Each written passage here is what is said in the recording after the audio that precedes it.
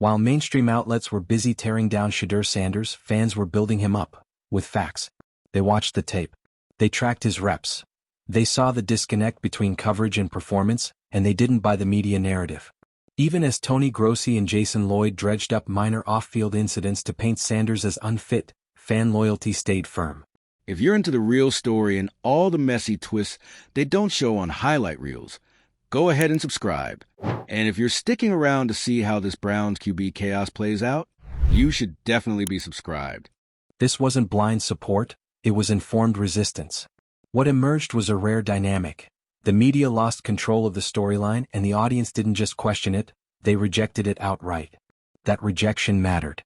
It created the public pressure that made Goodell's response not just possible but necessary. His rebuke wasn't simply about protecting Sanders, it was a recognition that the old playbook isn't working anymore. If the media can't maintain credibility and coaches can't justify their decisions, the league must step in. This fan-driven fracture in the NFL's perception game could be the beginning of a long-overdue reckoning. One where narrative control doesn't rest with the loudest voice, but with the fairest lens. The NFL tried to keep this one quiet. A rookie quarterback, high-profile, undeniably talented, walks into the league. He's not reckless. He's not raw. He's not demanding to start on day one. He's showing up, doing the work, and expecting what every other quarterback is promised: development.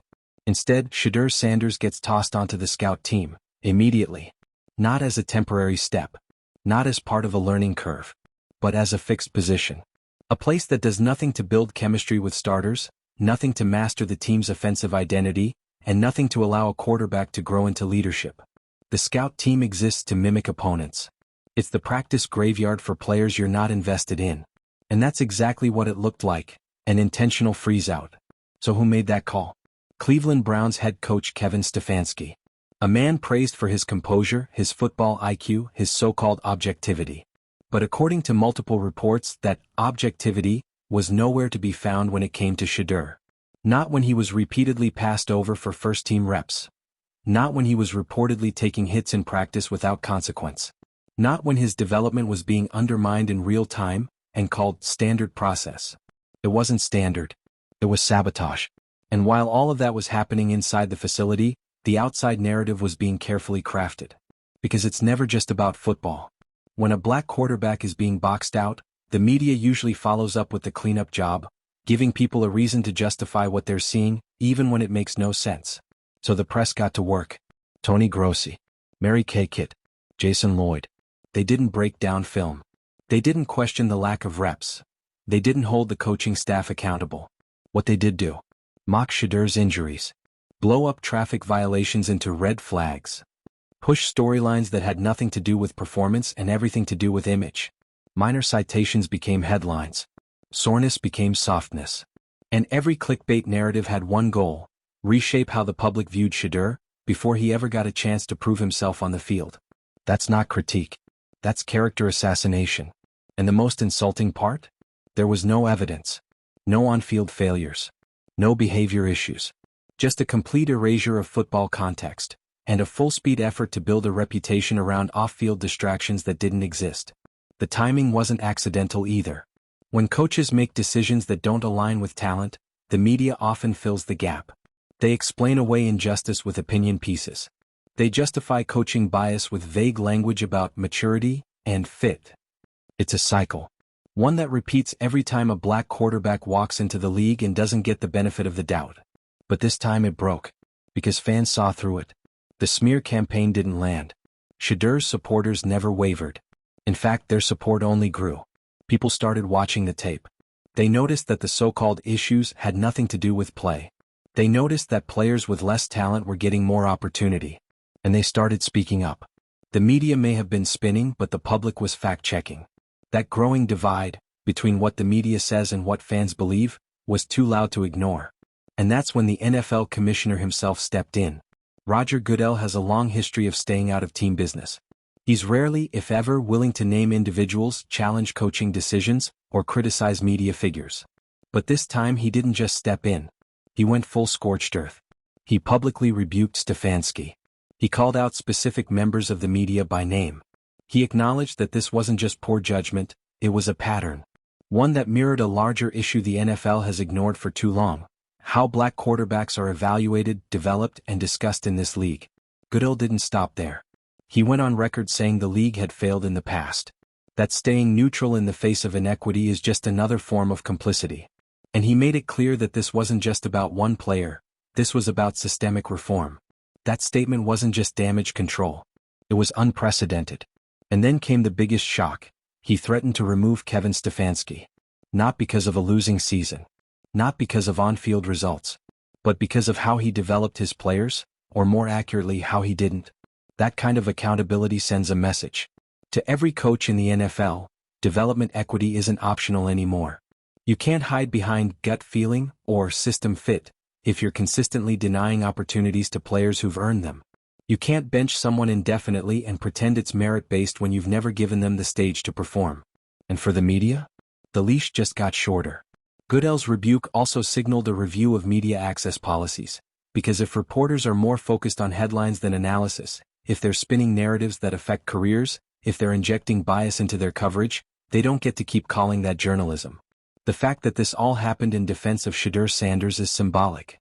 He's become the face of something much bigger than just one quarterback getting boxed out.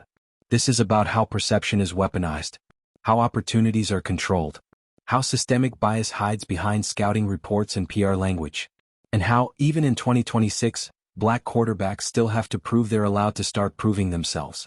Because that's what this was. He wasn't given a fair trial. He wasn't developed. He was deliberately underutilized, and then blamed for not rising in a system that clipped his wings before he could fly.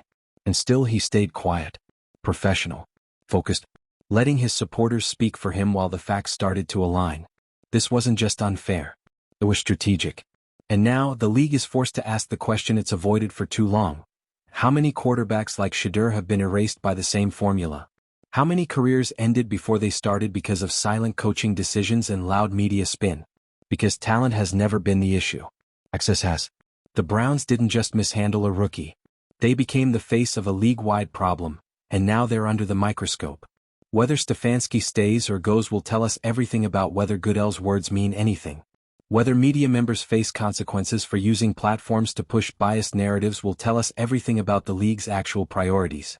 If the NFL wants to prove it's serious about equity, this can't be a one-time reprimand. It has to be the start of a new standard. The fans are already ahead.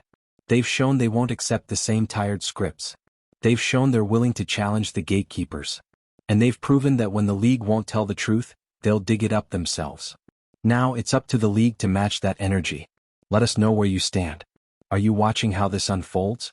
Are you ready to see structural change, not just words but action? Drop your thoughts in the comments. Like if you're done with development being treated like a privilege instead of a responsibility. Share this with someone who still thinks SHEDEUR just wasn't ready. And hit subscribe, because we're not moving on until the NFL shows it knows exactly what's at stake. And if the NFL doesn't act? If this moment becomes just another PR cycle, just another scandal neatly tucked away under a vague promise to do better? Then they've told every young black quarterback watching exactly what their ceiling is, defined not by their talent, but by whether or not the people in power want to see it. Because let's be honest, SHEDEUR Sanders isn't an isolated case. He's just the one who finally pushed the issue to the surface at the right time, when fans were paying attention, when social media refused to let the spin settle, and when the gap between performance and perception was too obvious to ignore. The truth is this league has been here before. Quarterbacks like Warren Moon, Doug Williams, Randall Cunningham, they all had to battle the same narratives in their own eras. The vocabulary changes but the framework doesn't. Not a pocket passer. Too emotional. Inconsistent decision maker.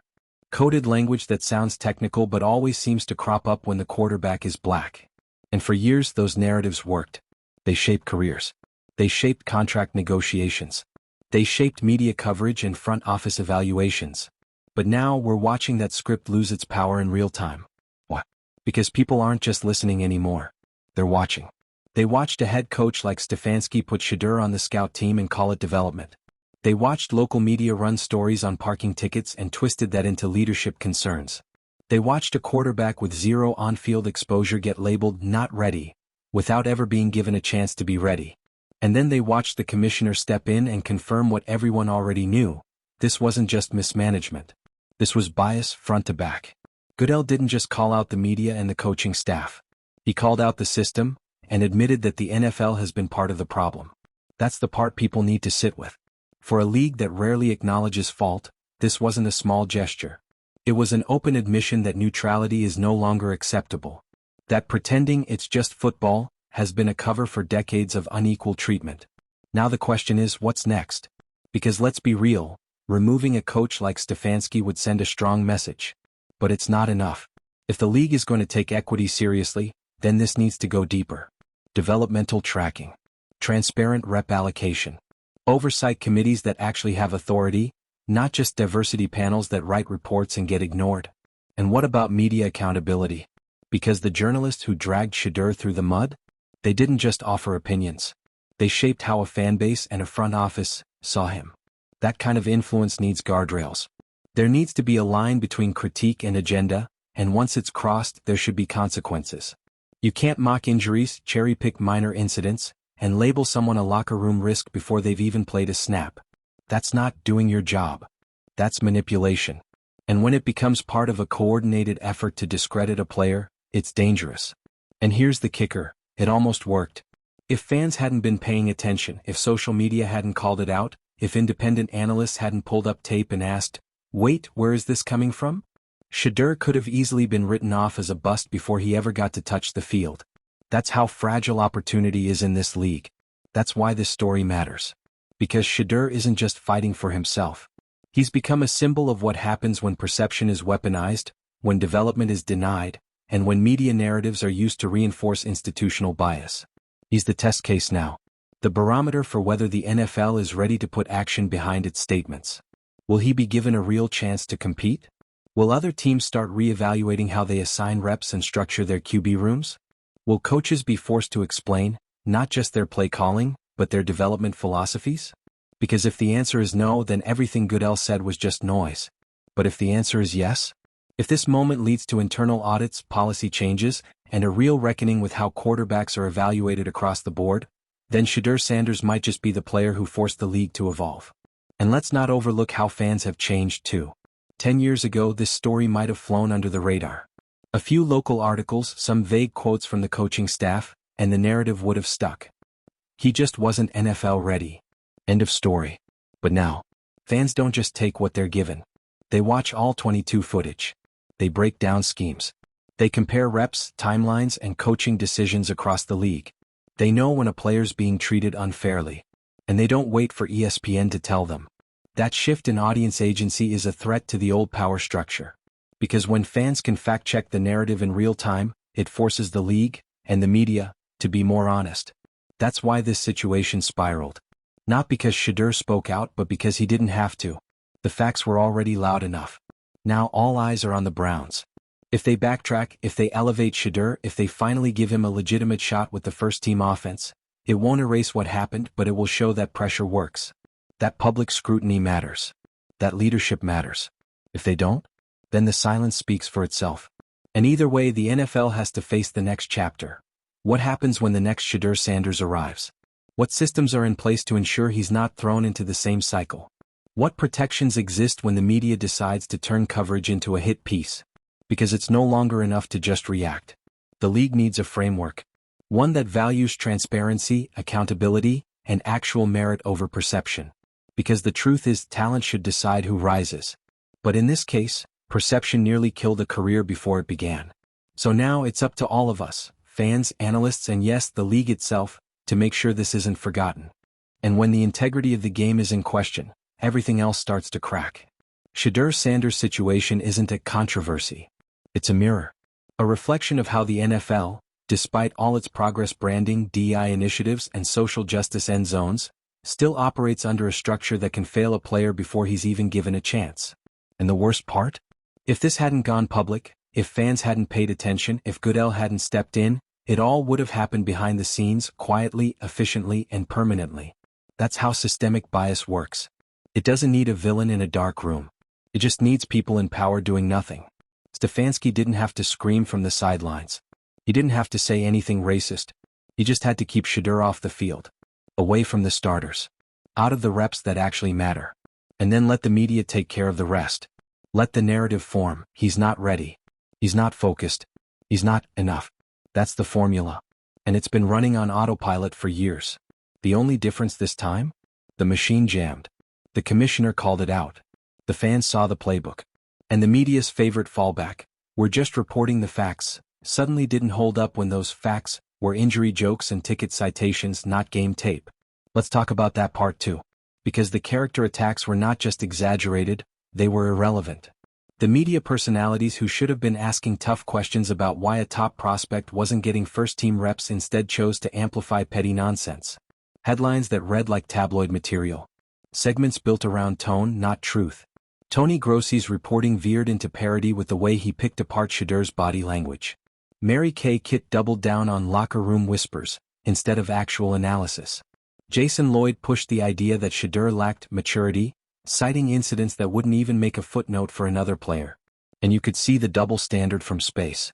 Because we've seen other rookie QBs, white QBs, struggle on the field, throw bad picks, blow reads, even clash with coaches, and still be described as developing, as having upside, as still adjusting to the speed of the game. But SHEDEUR didn't get that grace. He didn't even get to play. And yet somehow he became the subject of a full-blown media character study. That's not analysis. That's targeted narrative building. And it's exhausting. Not just for SHEDEUR but for every black quarterback coming into the league who now has to look at this and think, what chance do I have if this can happen to him? Because SHEDEUR came in with more than most: elite college production, massive media attention, a Hall of Fame father guiding him, and a reputation for being both coachable and composed. And still, all of that wasn't enough to earn development. To earn neutrality even. He wasn't given a fair shake. He was given a storyline. And it was already written before the season started. That's the part people keep missing. The harm here isn't just in being sidelined. It's in being erased while still being blamed for not shining. It's in being locked out of the system while being told you didn't work hard enough to break in. SHEDEUR didn't fail. The system failed him. The coverage failed him. The coaching failed him. And unless there's structural change, it'll keep happening to the next guy. And the one after that. That's why Goodell's statement matters, but it's also why it can't be the end of the conversation. Because yes, it was unprecedented for the commissioner to publicly call out a coach and specific media members. Yes, it was a step toward accountability. Yes, it signals a shift in tone. But let's be honest, tone doesn't win games. Tone doesn't create opportunities. Tone doesn't keep players safe in practices or ensure they get meaningful reps. Policy does. Oversight does. Reform does. So what now? What happens to Kevin Stefanski? Does the league actually move to remove him? Or do they quietly let things cool down and act like the public will forget? What happens to media access for the individuals who used their platforms to push narratives that directly affected a player's career? Is there a review process? Is there a line that, once crossed, gets you pulled off the beat? What happens to practice structure league-wide? Are teams now expected to show developmental transparency? Will there be league checks to ensure that rookie quarterbacks, all of them, are being given fair opportunities to progress? Because if the answers to those questions are vague, if it's all left up to individual teams, if there's no accountability, then this whole thing was just PR triage. A way to calm the storm and let the old machinery keep running. But if the NFL truly wants to prove that this wasn't just a one-time embarrassment, it needs to treat this like a systemic issue, not just a Browns issue. It needs to codify expectations for development. Create structures to monitor how reps are allocated.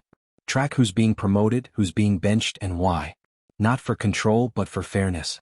Because right now, all it takes to sideline a player is a coach's opinion and a couple of journalists willing to echo it. That's not meritocracy. That's manipulation. And it's not enough to say, trust the coaches, when the system lets them act with zero oversight and shields them from critique when those decisions line up with historic patterns of racial exclusion. This is a turning point. The NFL can either walk away from this moment and reinforce the same system that failed SHEDEUR, or it can use this as a breaking point. A place to draw a line not just in press statements but in actual policy. Because right now, every young black quarterback coming into the league is watching. Every player who's ever been told to wait their turn, while watching lesser talent jump the line is watching. Every fan who's tired of seeing their favorites chewed up and dismissed by a narrative-first media structure is watching. So the league better ask itself, what do we want them to see next? More of the same? Or something real? You already know where we stand. Because if we let this go quiet, if we let it fade like every other, almost breakthrough in this league, we're complicit. The silence becomes part of the machine. That's how it wins. That's how stories like SHEDEUR Sanders get buried, folded into the archive of quarterbacks who just didn't pan out, as if development, coaching, and institutional support were ever part of the equation. But we know the equation now. We saw what happened. A rookie quarterback walks into the NFL and gets none of the tools that make success possible. No real reps. No real development. No investment. Then the same people who denied him access had the nerve to turn around and question why he hadn't broken through. That's the trap. It's the same cycle that's taken down too many black quarterbacks before him. It always starts quietly. A little coaching indifference. A few biased media takes. Then a public narrative. Then it's over. But not this time. This time it was loud. And that's why it matters. This moment only became what it is because fans refused to let it go. Because people saw through the headlines and asked the questions that weren't supposed to be asked. Like, why was a player with SHEDEUR's background being sent to the scout team on day one? Why did no local beat reporter ask Stefanski what the plan was for his development? Why did the media ignore actual football analysis in favor of gossip and slant? Because the moment people started asking those questions, the facade cracked. And once it cracked, it couldn't hold. Not under the weight of the receipts. Not with fans watching the footage. Not with analysts pulling the curtain back on who was getting reps and who wasn't. Not with Goodell, of all people, breaking decades of precedent to say the quiet part out loud. That's why this can't just be a moment. It has to be a momentum shift. Because we've seen what silence does. We've seen what unchecked authority does. We've seen what happens when perception is treated as truth, and talent becomes collateral damage. So no, we're not done. We're going to keep watching. We're going to keep asking. We're going to hold the media and the league to their words. Because if they can bury SHEDEUR Sanders, they can bury anyone. And if you're still with us, then stay loud. Comment below with your thoughts. Like if you're done with excuses. Share this with someone who still thinks this is just about earning it. And subscribe, because the only way to change the system is to keep dragging it into the light. This isn't just football. This is the fight over who gets to play it.